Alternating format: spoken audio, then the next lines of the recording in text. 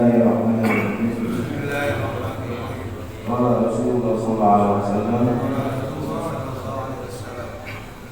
"Idza shalla ahadukum falyusalli ila sitrihi wal yadnu min sutratihi la yaqta'a syaitanu alaihi salatu."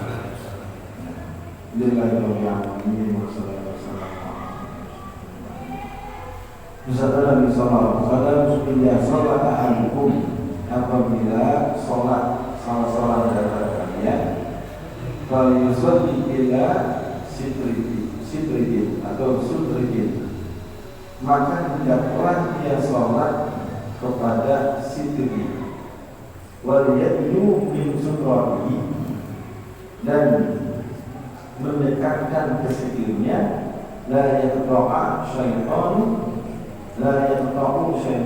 alaihi salatahu, jangan sampai setan memutuskan sholat atasnya. Artinya dalam sabda ini, apabila kita sholat di dalam sholat fardu atau sholat sunnah, maka sebelum sholat kita seharusnya memberikan ada batasan. Kalau kita nggak bawa mukena, kalau kita nggak bawa sejadah, kalau kita nggak bawa sejadah, maka kita bikin batasan. Ya, seperti ini dia nggak bisa, atau ada airnya begini, ini ini sebagai batasan ini salat. Atau di belakang tiang misalnya, atau lekar itu bisa. Atau kalau memang tidak ada benda sama sekali, udah kita tinggal di sini kita ini tidak jadi sebagai batas. Ini hukumnya adalah sunnah. Jadi biar apa tadi? Biar ketika orang melewati di depan kita ini tidak dosa, karena tidak ada pembatas. Kita membatasnya di sini, maka dia lewat di sini tidak masalah. Kecuali kalau kita sholatnya di pintu tempat orang lewat masuk keluar tanpa ada ini juga boleh, nggak dosa. Tetapi kita sholatnya di sini, kemudian kemungkinan orang ada yang lewat di depan kita, maka seharusnya disunahkan pakai pembatas namanya sitir. Ya. Itu bukan hanya dengan benda saja, hanya dengan goresan juga kita bikin kayak garis, itu tidak anggap sah.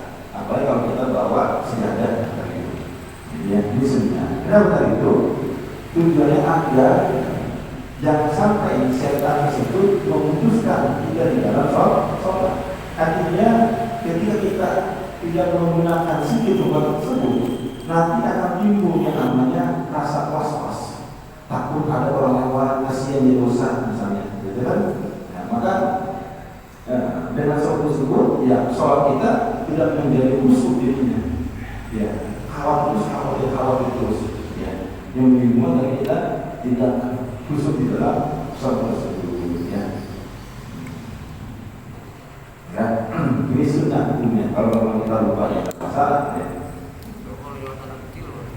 Ya, ada batas. Ya kalau dia sih karena dosa, banyak dosa. Bawa aja nggak bisa meliharanya.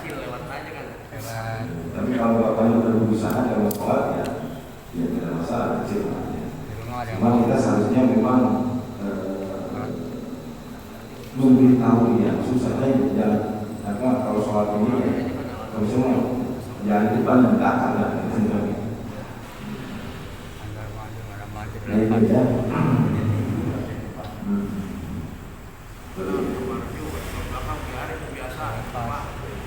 Ya, anak-anak dia di belakang, kalau boleh di belakang.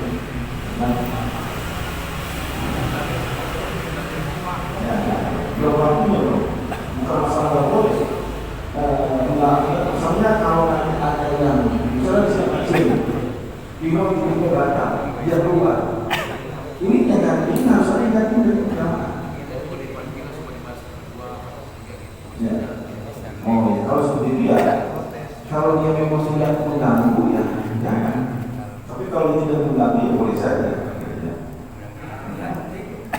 Ya kalau anak kecil yang sekiranya sudah tampil untuk paham itu tidak masalah ya, yang belum paham. Ini yang sunnah kita menggunakan situ dan pembatas di dalam sholat. Oh, cuma tenang-tenangan tuh di depan kita boleh menggiring ya. Keluar. Syukur daripada tidak ridho, ya. Atau di belakang tenang-tenangan dia. Yang menunjukkan adalah pembatas tidak sholat. Kemudian kalau Rasulullah SAW, "Idza shalla ahadukum raka'atan fajr, falyaqdi ala janbihi aymani."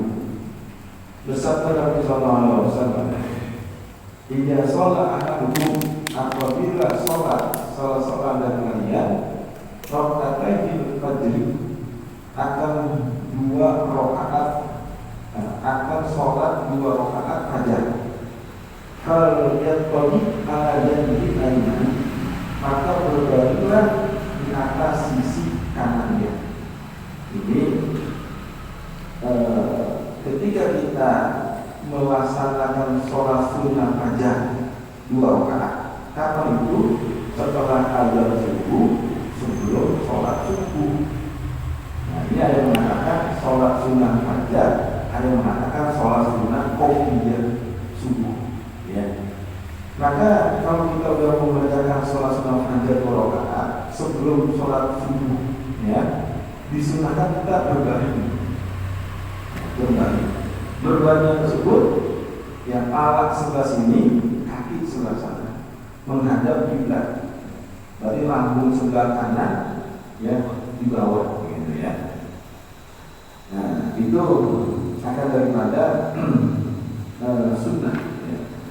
Dan di situ, ya, memang kita ketika berbaring itu jangan tidur, ya, membayangkan bahwa kita masuk ke dalam kuburan. Seperti itu mulai mengingat gitu. Ingatin kuburan. Ini jangan sholat sunnah dan masuk sholat subuh komat. Ya, jeda dulu, jangan langsung. Yang pertama kan sunnah tadi itu. Yang kedua dia jamaah yang baru mau tidur pas azan, dia buka kunci dulu, berwudu dulu. Ya, itu pastikan butuh waktu. Ya kalau imamnya dekat masjid sih, ya aja cepat. Jadi kalau yang bagian yang jauh-jauh nih, ya suruh tunggu dulu kira berapa menit nih, jangan yang buru-buru, ya. Karena daripada pelaksanaan sholat subuh sunnahnya dari itu berbaring, ya, berbaring, ingat akan daripada kita di dalam kuburan seperti ini. Maka kita ketemu itu, ya Allah, ini kuburan ini. Nah, jadi kalau kita ingat seperti itu, insya Allah, ya kita akan apa namanya setelah nanti pagi, ya akan melakukan daripada perbuatan amal-amal yang sholat paling baik dibandingkan dengan perbuatan kemaksiatan. Nah, ini tadi sebenarnya dari itu palak sebelah sini, kaki sebelah sana. Bagaimana kalau dibalik, kalau tidak ada udur, tidak ada sunnah? Ya. Hikmahnya apa nih? Hikmahnya jantung kita jadinya sebelah sini. Ini akan mendekatkan kita pertama. Nah, jadi bahwa kita akan selalu diminta daripada kematian. Ya. Kalau seperti itu, ya, di situ baru, ya. Miring berapa saat, Ustaz? Berapa saat miring itu berapa menit kira-kira? Ya seukuran, sudah lama. Ya nggak usah tapi dulu lah. ingat aja ya. Iya, ingat aja. Ya, kalau lama-lama kebingungan orang belakang, orang ngapain lama-lama tidur? Ya. Sudah, itu udah balik jadwal. Syarat aja ya. Itu sunnah, syarat. Semuanya harus sama. Semuanya sama. Makanya imamnya berapa ya? Kalau pakai itu masih belum jadwal. Nah, jadi kita kalau yang imam lambat masih dulu daripada sholat berjamaah subuh. Yang ada ikut ya, yang ada itu mungkin. Iya, yang ada ikut. Karena kalau imamnya tidak melakukan, nanti jamaah juga akan masalah pas melakukan gimana kalau ada obat kan begitu ya nanti ya. Nah kalau tidak itu, seharusnya imam dia contoh seperti itu. Bagi orang awam nanti kalau melihat imam begitu, ternyata kalau sunnah pasti bisa dilakukan.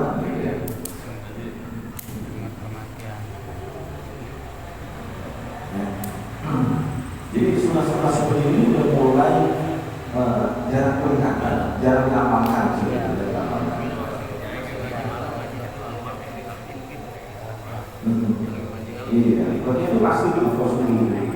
Makanya subuh itu misalnya ya azan agak lama tuh lumayan 20 menit itu baru masyarakat komat.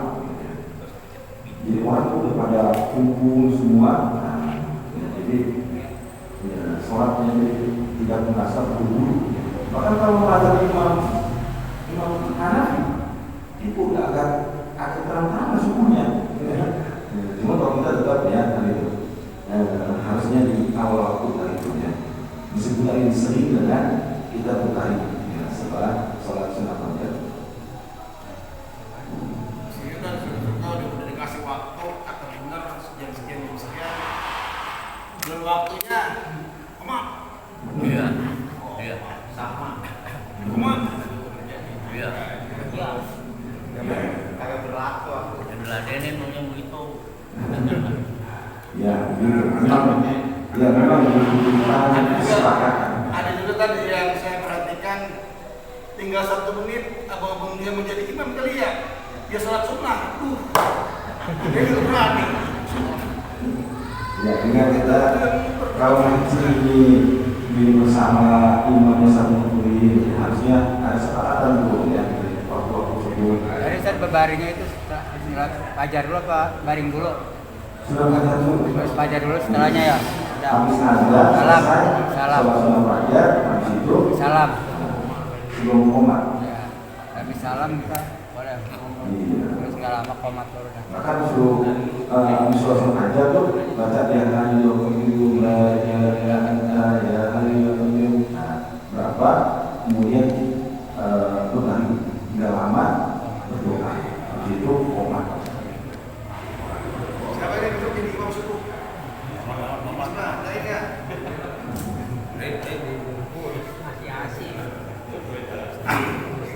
Ini sunnah-sunnah yang dimulai ya, mulai jarang diamalkan. Kalau bisa kita amalkan terlebih dahulu. Nah, kita semangat kembali. Di situ kan pas berbaring mungkin ada kalimat yang perlu dibaca. Tidak disuruh lebih banyak mengingat kematian. Oh iya, kan kematian dulu kan. Pernah dibaca. Mati aja. Saat kita akan mati. Ini mati nanti nih. Kemudian Banyak ulama gitu ya. kalau Rasulullah SAW tidak sholat ahadukumul jumu'ata fala yusalli ba'daha syai'an hatta yatakallama aw yakhruja. Bersabda Nabi SAW, apabila sholat seseorang dari kalian akan sholat Jumat, fala yusalli ba'daha syai'an, maka janganlah sholat apapun sesudah itu hatta yatakallama, sehingga dia berbicara atau ia keluar ya. Adanya pada masjid ini di dalam sholat Jumat ini kan pelaksanaannya diawali dengan 2 khutbah ya, yang dimana khutbah tersebut harus memenuhi daripada syarat-syarat sahnya khutbah. Baru sah, baru melaksanakan sholat Jumat 2 rakaat. Kalau dalam madhab Imam Syafi'i, beliau berpendapat bahwa sebelum khutbah, ya, maka disunahkan sholat qobliyah Jumat. Meskipun ada sebagian pendapat yang mengatakan tidak ada yang namanya qobliyah Jumat, gitu ya. Karena beliau pendapat setiap sholat karena itu mengganti sholat zuhur, sholat qobliyahnya, maka pasti juga tidak ada qobliyahnya, gitu ya. Kemudian begitu juga disunahkan sholat sunnah ba'diyah Jumat. Setelah sholat Jumat selesai, kemudian kita wirid terlebih dahulu, ya. Selesai wirid baca doa, maka disunahkan sholat sunnah ba'diyah. Di dalam sholat sunnah ba'diyah jangan langsung mengerjakan sholat sunnah ba'diyah. Di sini apa? Nabi mengatakan disuruh berbicara dulu. Takutnya nanti itu dikatakan sholat Jumat 4 rakaat. Kalau qobliyah kan diselam dengan 2 rakaat. Tapi kalau ba'diyah itu diselam tanpa diselam lagi. Harusnya diserang dengan sesuatu seperti kita zikir dulu. Kalau udah sholat umat Allah, masuk sholat Fatihahnya itu nggak boleh. Sunnahnya adalah diserang dulu, dengan zikir, dengan diri dulu, ya. Itu namanya kata langsung bicara. Gitu. Ini jangan habis sholat selesai Jumat langsung bangun sholat dia keluar langsung. Bagi mereka yang nggak zikir begitu. Ini makanya mereka istirahat lagi. jadi ini memang hukumnya Tempatnya itu kemarin. Bagi mereka juga gitu Sunnah juga kalau dia betul orang malas itu. banyak. Ya ini orang malas kan. sunnah juga sama. Pada memang juga ada orang lain sebenarnya. Artinya dia akan iya pakai. Tapi sebenarnya gitu kita hidup alam. Kalau kita tidak zikir, maka boleh kita keluar dulu. Nah, keluar di sini bisa jadikan keluar masjid, sholat di samping, atau kita berdiri pindah posisinya. Yang hari di sini pindah geser, ini pindah geser, itu maksudnya. Kalau kita keburu-buru kan, tidak sampai zikir atau kita pengen ada sesuatu, nah, maka udah sholat kajiannya, nah boleh kita bangun pindah posisinya, jangan di sini juga. Jangan di tempat yang kita sholat dulu. Nah, ini sebenarnya seperti itu. Kalau udah bawaan kok nggak begitu. Artinya bawaan itu mau kerjain.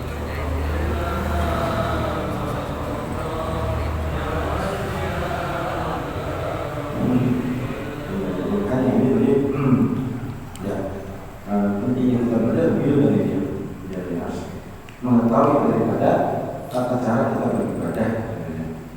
Karena kita kan kalau udah belajar pak, ya semuanya kita jadinya tuh sholat dan tapi cara yang Nabi ajarkan kadang-kadang juga itu tidak sesuai dengan apa yang kita lakukan.